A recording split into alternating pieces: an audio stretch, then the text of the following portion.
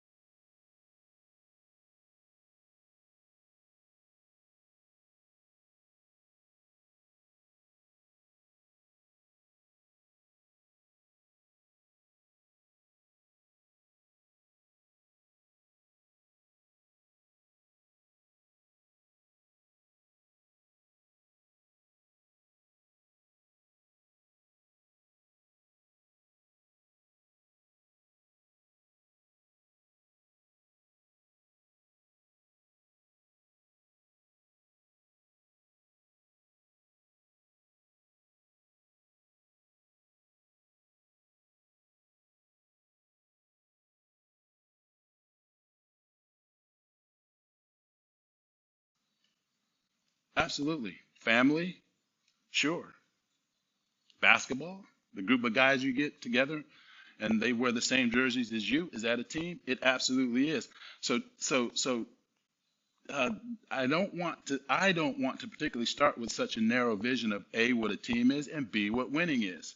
So I like to, instead of saying winning, because not that winning isn't important, especially at the high school varsity level, it is important, and winning is defined at the high school level where I coach now at Hanford. Winning is defined as being ahead on the scoreboard when time runs out. But uh, competition and winning changes for me. It changes from drill to drill. It changes from game to game, season to season. I mean, it's a win if at Prescott, where I absolutely love teaching and coaching.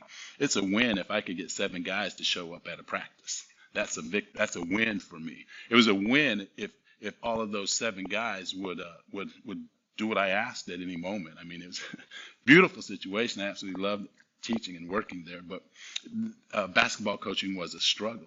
And so I have changed. Did I do that? See, uh, oh, on. My speaking capabilities are so limited, I can't even advance a slide. Bam! Thank you, thank you, thank you. So, so here's what we're gonna hopefully learn today. Um, the objectives, my objectives are there's just a couple of you see that? Look at that. Does this have a laser? I was recently promoted to grandpa. So I I put that in. My youngest daughter, you met my firstborn, Bree, or kind of met her. You heard her, Dr. G. That's my firstborn. This is my lastborn, my most recent. She's gonna have a baby sometime in December, and it's the baby hasn't even born, but they got his footprints, his or her footprints on that little golf ball. That's amazing. Technology is amazing. It's pretty cool. So winning, we've talked about what winning is. We've talked a little bit about what a team is. Let's talk a little bit about what success means and why I use one particular definition. And why is this even relevant to you? Why are you listening to a middle-aged bald black guy talking about you're at a trauma and resilience clinic and you're here listening to me talking about basketball? Well, you're not listening to me just talking about basketball, because in a broad scope, uh, it's important that we win in what we do. The work that you do is too important, A, not to take it serious, and B, not to win at it. We have to be successful at making sure that people understand how important resilience is, how important trauma-informed practitioners are. We have to be successful at that. If you don't walk away from this conference, the Resilience Conference 2022, if you don't walk away from here with strategies, at least nuggets that you can implement, things that you can do. You can't do everything, but if you don't walk away from here with strategies, then we've not only failed you, but perhaps we failed the people that you work with and work for. And so we have to do a good job. It's very important that you win at this. So when I talk about and give you strategies on how to win, uh, even if your definition is be ahead on the scoreboard when time runs out, you have to walk away with strategies. So you have to be successful at that. And success, the definition of success that I use because it's things that you can control. It's things that mainly the mental and the character pieces of things that you can control. You cannot control most of the things that happen around us. If you're transparent, if you be honest with yourself, there's so many things that happen around you that you cannot control. If you're in a classroom with 15 students, most teachers, an average classroom is 15 students. I was very, very blessed this year at Prescott. I had a classroom of 2. Oh, no, that was almost another planning period. It was heavenly. And then one of them was a senior, and seniors leave early, and at the end of the year, it was just me and another guy. I was like, sweet. But if we use a particular definition of success, then the one that I like to use is from one of my favorite coaches, probably the most winningest coaches of all time. His name is John Wooden. His definition of success is on the board. I could go by memory and say it by memory, but I'll read it instead. but I'm gonna look forward like I'm not like I'm like I am like I do have it memorized, but I'm gonna look on the screen back there. Got it.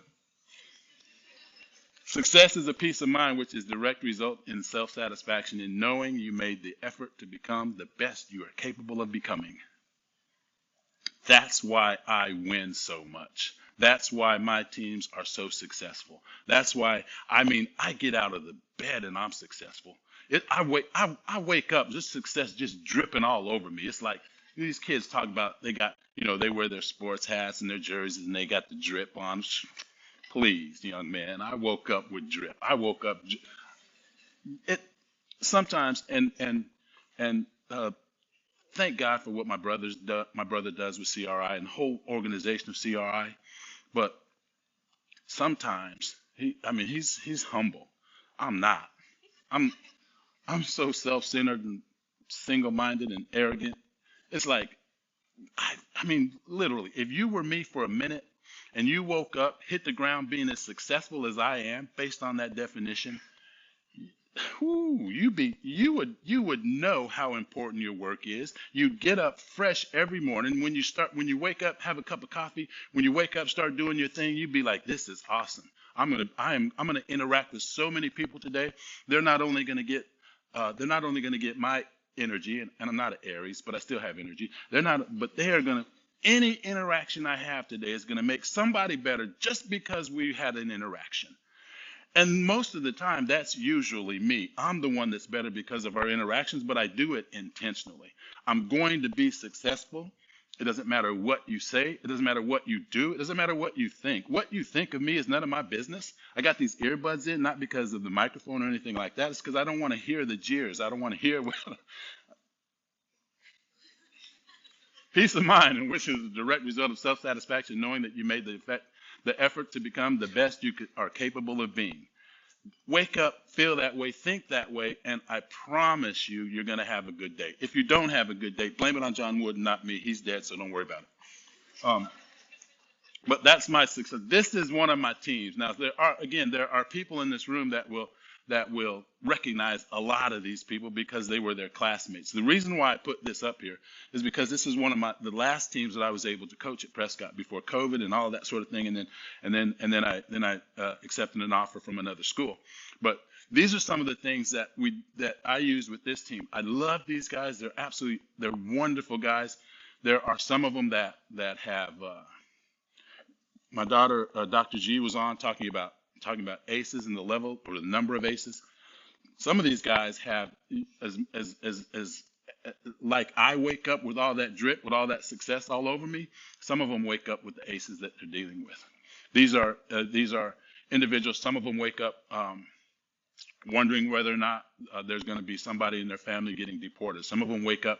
I'm looking at him back here, but one of these guys, I wondered why he would always seem so tired, and then I found out that like 7 or 8 members of his family came up north from Mexico, and they were all sleeping like in the same little house. It's like a 3 or 4 bedroom house, but there was like 7 different families in this one house, and I'm like, bro, why aren't you running? What? Let's go, pick it up. You always look tired. And then I found out why he was so tired, because he was not only sleeping on the floor, but there were 4 other people in his room, and so I got it. One of these guys he's a SPED student, and those of you who understand the educational acronyms, that's special education.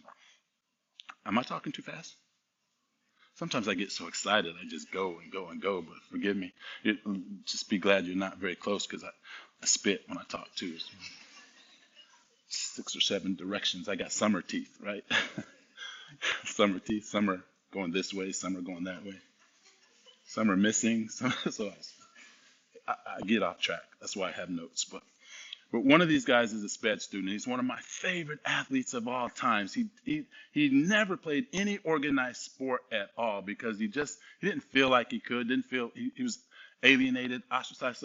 So I asked him to come out, and he did. He came out every single day. He was there. He worked his butt off. He was very reliable, and every day he would stand. We had to get to this routine. He would stand in front of me. He would say, with his uniform on, he'd say, "How I look, coach?" And I would look at him, make sure he had on the right color, make sure he had socks didn't have to be matching, but he usually put his shoes on the wrong foot. So I had to make sure that his feet had to make sure his feet were on, but I had to make sure his shoes were on the right foot. And I'd look at him, I'd look him all the way down, I'd be like, yeah, yeah. Mm. And he stand there with his shoes on the wrong foot, and he'd be like, and I'd be like, so he'd have to go in, change the shoes, or change them right there, whatever the case was. But every single thing that I did from that point on as a basketball coach with this group of guys was to make sure that we had a relationship. I understood. I'd been doing this. I have been coaching for nearly, it's 28 years. I've been coaching youth sports and coaching people. So I understood the importance of relationship. But until I started taking the CRI curriculum, until I started doing the trauma informed care with CRI and my brother and the neurosciences, the all of that, the epigenetics, until I understood what that really was, I had no idea that what I was doing was so scientifically accurate.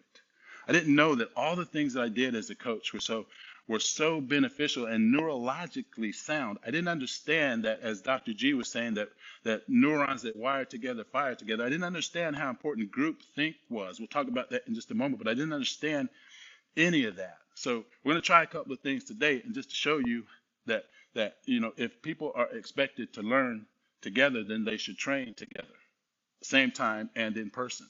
That's why Zoom, as helpful as it was, or when it was necessary, when it was the only thing we had, it wasn't as good as being here live with the energy, right? It just wasn't as good. So we're going to try some things, right? First of all, can you hear me okay? Everybody hear all right? In a moment, I'm going to ask you, we're going to play some Simon Says. But here's all I want you to do today, right now. Just be some of you smile, some of you like, But just real quickly, my brother Rick showed me this. And if you've ever heard him speak, and I know you have, but I stole all of his stuff, all of his information. Any of his jokes, the ones that you laugh at, I stole them from him. Or he stole them from me. He gave them. However we got there, we got there. But just quickly, make a circle, a circle with your thumb and your forefinger. Yeah, a circle. Now put it way away from your body. Get it extended. Just extend it as far as you can, away from you. Good. All right, take the circle. Put it right here on your chin. No, your chin.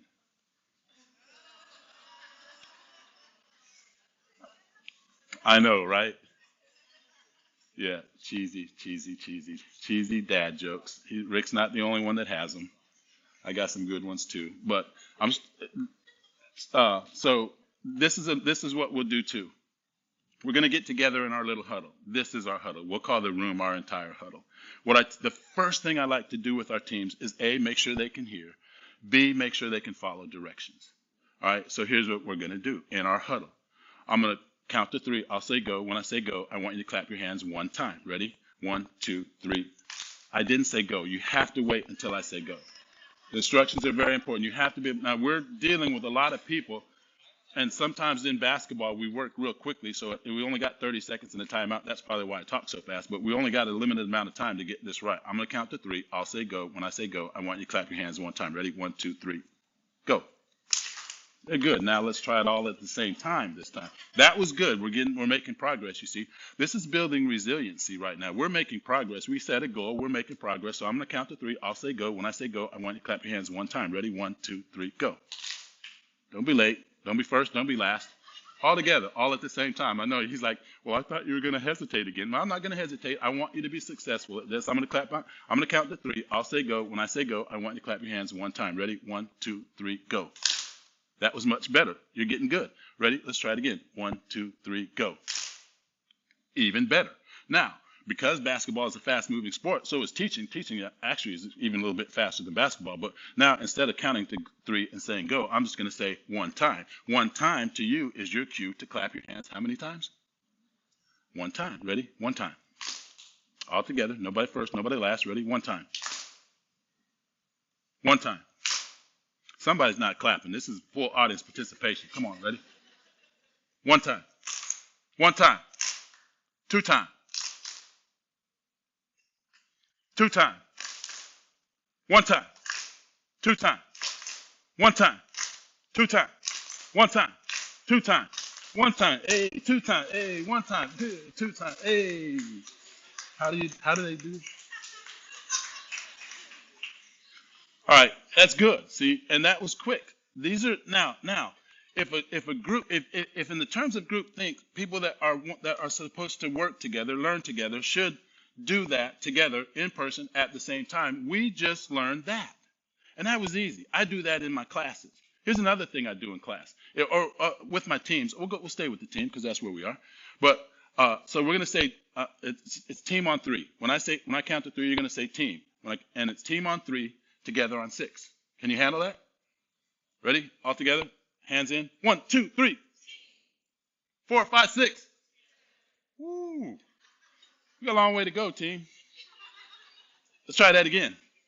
All together, loud and proud. 1, 2, 3, 4, 5, 6.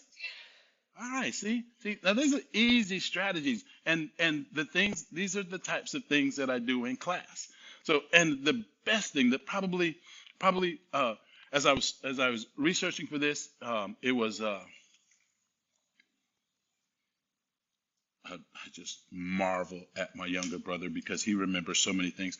Annie Murphy Paul wrote the book called Extended Thinking. Anybody ever read it? Annie Murphy Paul, Extended Thinking.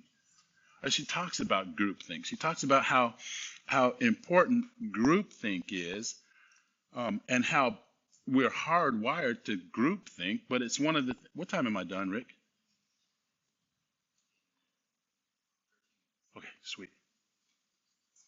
That's when the big hand is on. All right. We understand. See, groupthink, when it first became a thing, people thought members of a group or team, a mob, a gang, whatever, just had a mind of their own. That's not the case. In fact, some I'll call them scientists, not to be disrespectful, but some people actually thought that members of a group, members of a team, or a mob, whatever, had this telepathy, this telepathic sort of communication going on, and it made them all do something that they didn't ever want to do. And so they almost threw the science away until recently, when we're able to see a whole lot more about the brain. When we're able to see neurologically, we're able to see a whole lot more. We understand the importance of group think. We understand the importance of people thinking together. Because honestly, I'll be fully transparent with you, the issues and challenges that we have today are not going to be solved by one person. They're not. We have too much access to information. There are too many things going on. One person sitting in a room cannot solve all the challenges. That's why one of my questions in the poll that I hope you've taken at Hoover, one of my questions was, how do you feel about being a part of a team? Would you prefer to work alone with your ideas and solve what you come up with? Or do you prefer to work with a team? You prefer to work with a team that has your vision. So it's lots of people doing what you want them to do. That's called autocracy. I'll tell you what to do. You just go out and do it. Now don't think. I'm not paying you to think. In fact, if I don't like what you do, I might not pay you at all. That's the difference between groupthink and working together as a team and just somebody doing what you want them to do. And then there's those people who like to sit around, come up with ideas, and then go out and execute them together. I love that. I absolutely love teamwork. It is one of my most favorite things on the planet. I love working together. I love sitting around coming up with great ideas from smart people who are smarter than me, which is almost everybody in this room. Well, pretty much everybody in this room. And can I go as far to say this? Everybody in my classroom, I have this saying that you have to be a wild animal, right? Because I have kids in the classroom that they don't want to think. They just want to pass the test. They just want the answers. So it's even more pronounced on the basketball court when I'm teaching our kids how to run our full court man-to-man press. inevitably, when I put it in, I got 7 or 8 questions. What do I do if this happens? What do I do if this happens? What do I do if this happens? Coach, you said to do this. What if this happens? I'm like, I don't know. In the classroom, I'm like, I don't know. It's like, Griffin, you're supposed to be the teacher. Yeah, so I'll teach you how to learn, but I don't know the answer to that. But you're the teacher. You teach coding. You're supposed to know the answer. I said, let's figure it out. You got to be a wild animal. You know the difference between a wild animal and a zoo animal? Tell me.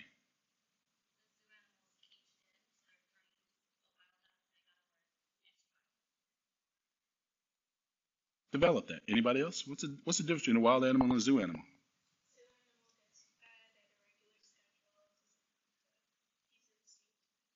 Okay. What else?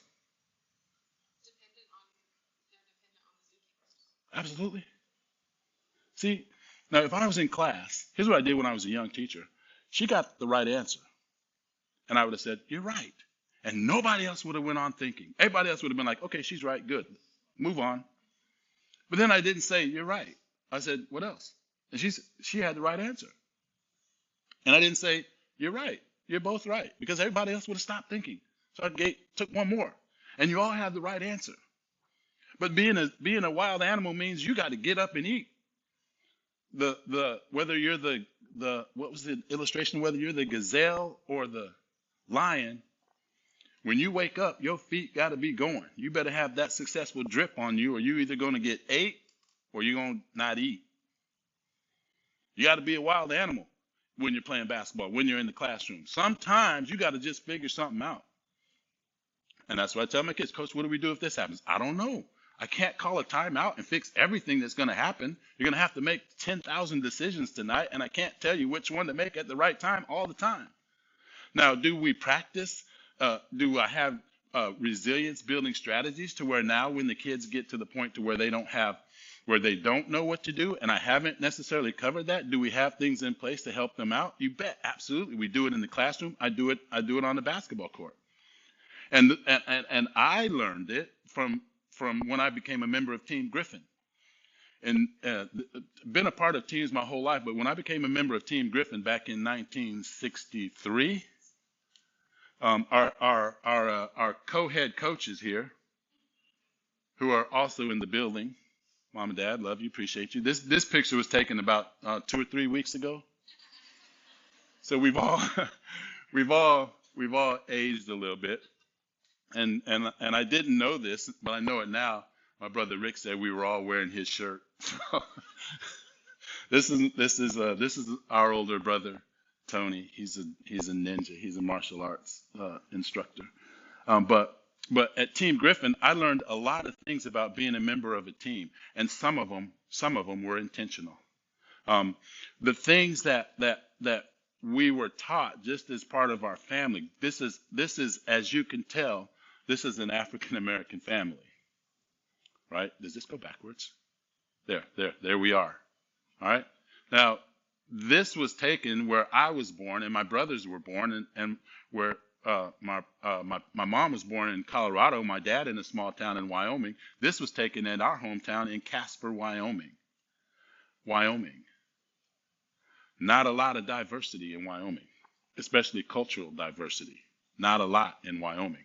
So we were taught things in the family on how to be resilient. I never forget some of the things that I coach today that I was taught about how that, and this is part of the definition, depending on what definition you read. This is part of the definition of resilience. You have to be able to advance despite the adversity. Even though there's adverse things going on in your life, you got to move forward. Because if you don't move forward, you're going to be the gazelle, and the lion's going to catch up with you. If you're not waking up successful and with all the drip, then if you don't move forward, you're going to get ate. Eaten, ate up, consumed, destroyed, devoured, tasted, nibbled on. I'll stop there. But you have to be able to make a plan and stay flexible. You got to be able to withstand the unexpected. These are things I'll get a little bit deeper in, but those are what I learned from being a part of Team Griffin. Why do I bring that up? Well, because my parents are here, and I want them to love me. They love me anyway, don't they? They do. But I bring this up because I understand, and I think you understand also the importance of learning some things before you go to school. You got to learn some things before they get to the organizations that you're going to be successful in. You got to learn some things in some things. When I do my doctoral, I'm gonna catapult off of the things that Carl Newell taught, as well as Piaget and developmental theory, and then I'm gonna also work with ACEs, and I'm gonna work on things that you can you can do in certain developmental stages. And it's like Dr. G said, it's not too late if you missed them. If you didn't get some of these things, it's not too late. That's resilience. That you can always be better. Now, these are some of the strategies. And I think I only have about 5 minutes, so I'm going to go through these really, really fast. In terms of advance despite adversity, you got to compare. You got to have a growth mindset, but you got to compare. What are you comparing to? I always teach my guys in basketball, don't compare yourself to another athlete. Don't compare yourself to another team. You compare yourself to who you were yesterday and make sure that you got better today. If I get 100 days with you and you get 1% better every single day, you're a new person in 100 days, right? You're a new person. Make a plan, stay flexible. I was going to show a picture of my basketball plan, but it wouldn't make sense to many of you. But I do it on my computer, type it out on a spreadsheet, and then it never looks like at the end I got scratches on it. I didn't do this, didn't get to that, didn't get to that. You got to plan in pencil when it comes to being able to be resilient, because the day something's going to happen, you're going to have an interaction that's going to change your day. And if you let that impact your day negatively, then you're not going to get done what you set out to do when you got out of the bed with all that drip. You feel me? Sorry.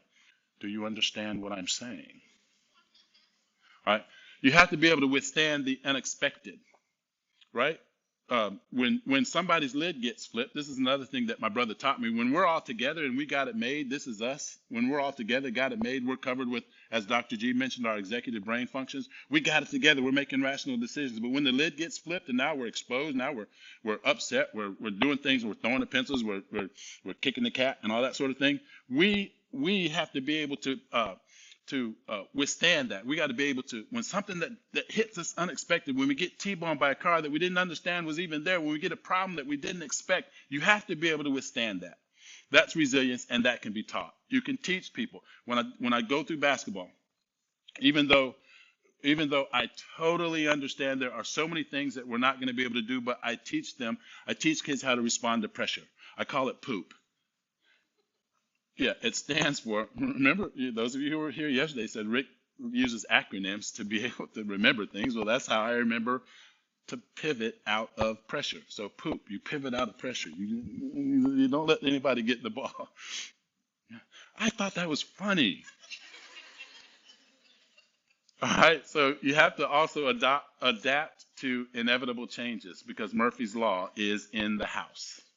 Anything that can go wrong will go wrong. You have to be able to adapt to that. You have to be able to set and relentlessly pursue your goals. You have to expect and anticipate risk. I use a constraint-led approach. So I teach my guys in small-sided games. That's what the SSG stands for, if you didn't know.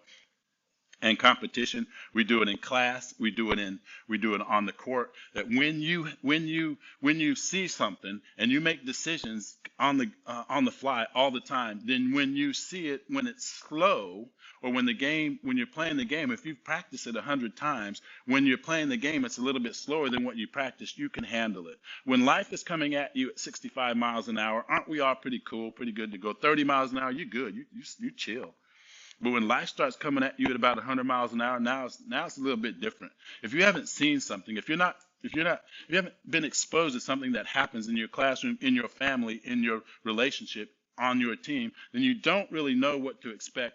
It comes at you fast, and now all of a sudden, instead of being proactive, you're being reactive. And reaction is always never as good as proaction, right? We understand that. You guys are very smart people. You understand that. Buffer weaknesses, undersized versus undergarments.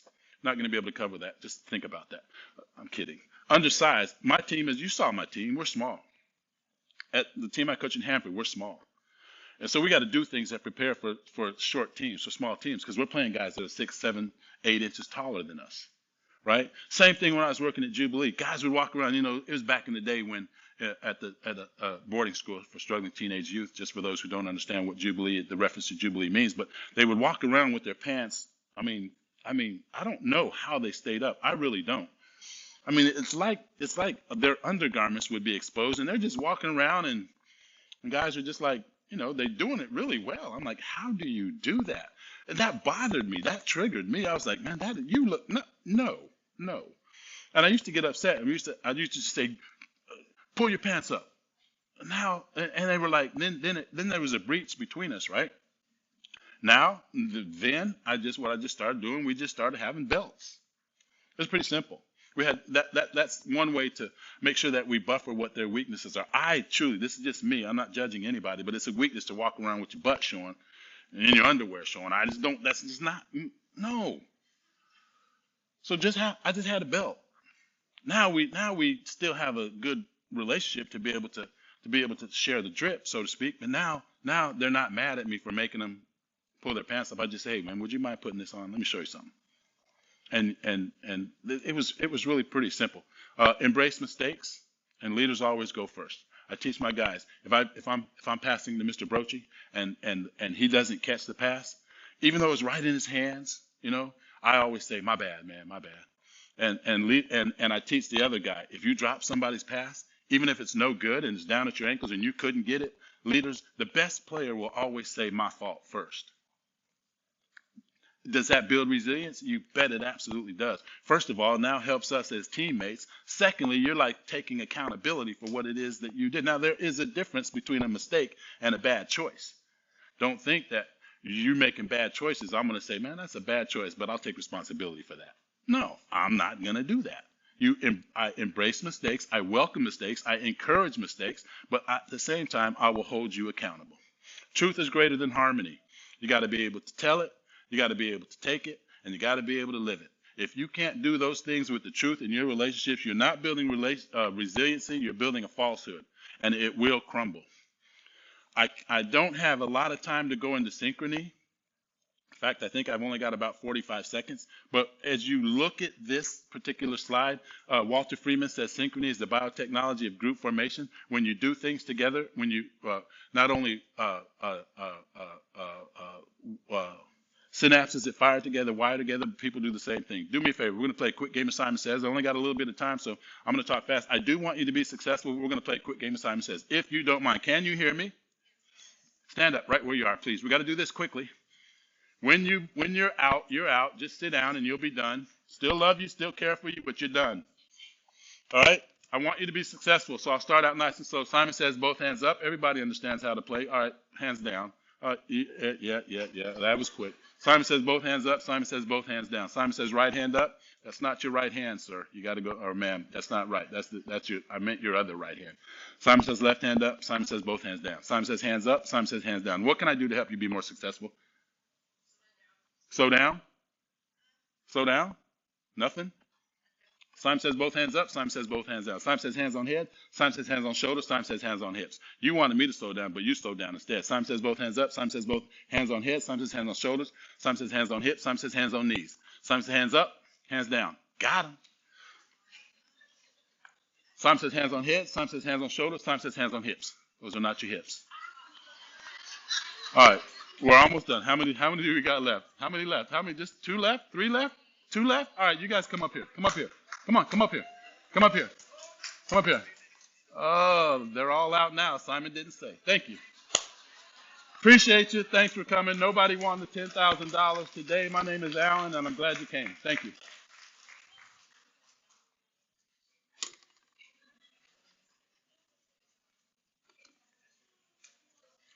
So I think you have about 10 minutes before the next session. So, but I'll let Rick describe that maybe. Yeah. Got Jesse coming up next.